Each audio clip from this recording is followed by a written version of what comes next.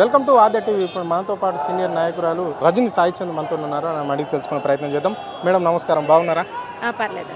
చెప్పండి మేడం, ఏం జరిగింది మేడం లోపల విచారణ? ఇప్పుడు మాజీ మంత్రి హరీష్ రావును విచారించడం అనేది జరిగింది కమిషన్, ఏంది మరి? ఇక విచారించింది ఏం క్వశ్చన్స్ అడిగారు అనేది మీడియా ముఖంగా హరీష్ రావు గారు అన్న చెప్పడం జరిగింది.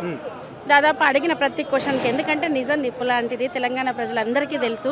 కాళేశ్వరం వల్ల ఈరోజు 20 లక్షల ఎకరాల పైచిలుకు, 20,33,000 ఎకరాల పైచిలుకు ఇప్పుడు కాంగ్రెస్ ప్రభుత్వంలో కూడా ఆయకట్టు పారుతుంది అన్న సంగతి కాంగ్రెస్ నాయకులకు కూడా తెలుసు.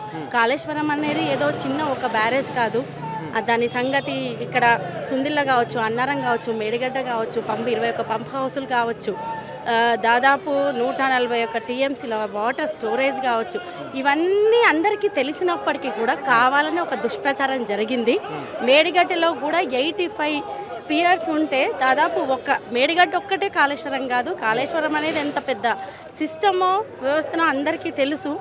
దాదాపు ఈరోజు తెలంగాణకు ఒక జీవధార కాళేశ్వరం అని చెప్పొచ్చు.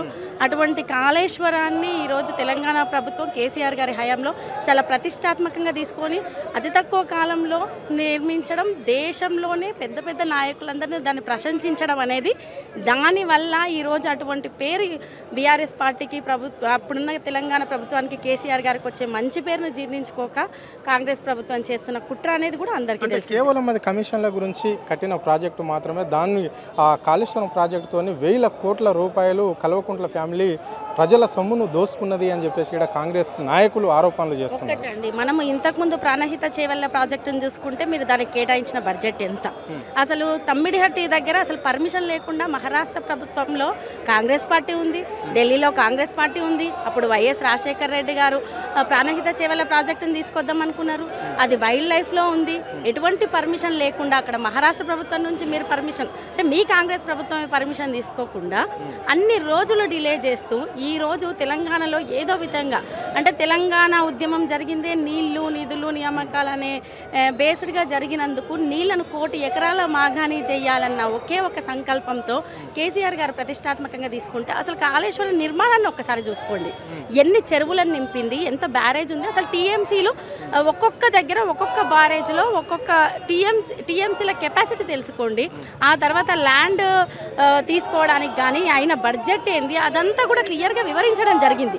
ఇప్పుడు మనము ప్రాణహిత చేవెళ్ళకే దాదాపు 11 టీఎంసీలకే మీరు అంత బడ్జెట్ కేటాయిస్తే, మరి ఇది దాదాపు చాలా 141 టీఎంసీల వాటర్ స్టోరేజ్.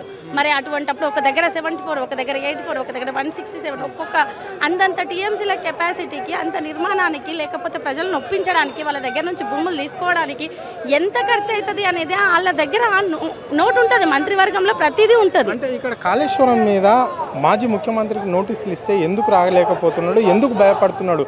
బీఆర్ఎస్ నాయకులు నోటీసులు అంటే ఎందుకు భయపడవలసిన అవసరం వస్తుంది? నేను జైల్లో కూడా ఉన్నా కదా అని చెప్పేసి కూడా ముఖ్యమంత్రి వ్యాఖ్యలు చేయడం జరిగింది.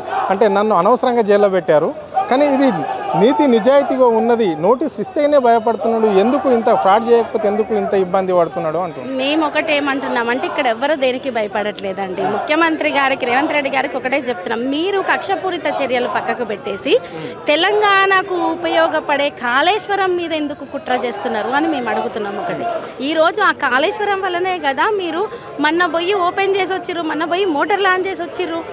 ఈరోజు 20 లక్షల ఎకరాలకు సాగునీరు అందింది.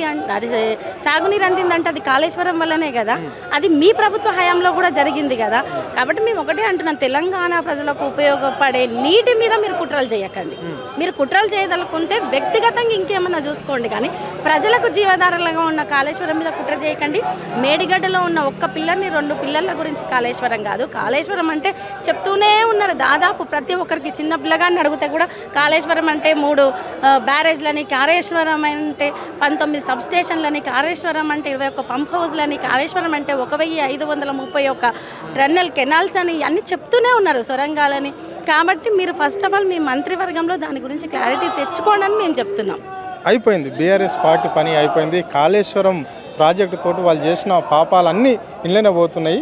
అంటే ఇప్పుడు హరీష్ రావును విచారణ చేసినాం, గతంలో ఈటల రాజేందర్ చేసినాం, ఓన్లీ కేవలం కేసీఆర్ని చేయవలసి ఉంది. చేసిన తర్వాత ఇక్కడ బీఆర్ఎస్ఏ ఉండకుండా చేస్తాము అని చెప్పేసి ఇక్కడ కాంగ్రెస్ గల్లీ నుంచి ఢిల్లీ దాకా నాయకులు అనుకుంటున్న మాటలు ఎట్లా? మీరు ఇక్కడికి వచ్చిన ప్రజల్ని చూసినా లేకుంటే గ్రామాల్లోకి వెళ్ళి ప్రజల్ని చూసినా లేదు వాళ్ళు ఇచ్చిన హామీలను మభ్యపడి ఓటేసిన ప్రతి ఒక్కరు వాళ్ళని తిడుతున్నది చూసినా మీడియా సాక్షిగా కావచ్చు, లేదంటే కాంగ్రెస్ నాయకుల సాక్షిగా కావచ్చు, ముఖ్యమంత్రి గారి సాక్షిగా కావచ్చు, ప్రజల మధ్యలోకి వెళ్తే తెలుస్తుంది ఎవరి పని అయిపోయింది ఎవరి పని అయిపోలేదు అనేది ఒకటి.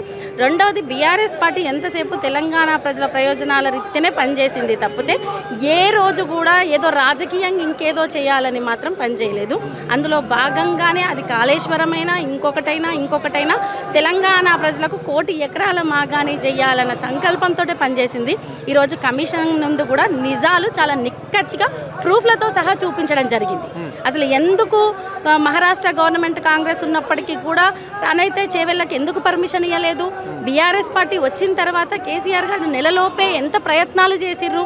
ఆ తర్వాత బీజేపీ ప్రభుత్వం ఏర్పడినప్పుడు ఫడ్నవీస్ గారితో చేసిన మాట్లాడిన సందర్భాలు కావచ్చు, అక్కడున్న గవర్నర్ విద్యాసాగర్ రావు గారు, అప్పుడు మన తెలంగాణ ప్రాంతం వారైన విద్యాసాగర్ రావు గారితో కూర్చొని చర్చించిన విషయాలు కావచ్చు, ఇవన్నీ కూడా ప్రజల ముందు నిన్ననే పవర్ పాయింట్ ప్రజెంటేషన్ పెట్టి మరి దాంట్లో పుస్తకాలను కూడా రిలీజ్ చేసి మరి చెప్పడం జరుగుతూనే ఉంది. నేను ఒకటేమంటున్నా అంటే మీరు అబద్ధాలు ఎన్నన్నా ప్రచారం చేసుకోండి, నిజం అనేది ఒకటి ఉంటుంది. ఆ నిజమే కాళేశ్వరం, ఆ నిజమే ఈరోజు తెలంగాణకు సాగునీరు, ఆ నిజమే ఈరోజు హైదరాబాద్కి కూడా మంచినీరుగా రాబోతుంది. నిజాలు నిక్కచ్చిగా చెప్పడం జరిగింది.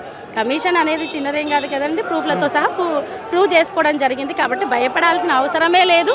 ఏ బీఆర్ఎస్ పార్టీ కార్యకర్త కూడా భయపడరు, ఎందుకంటే నిస్వార్థంగా పనిచేసారు కాబట్టి.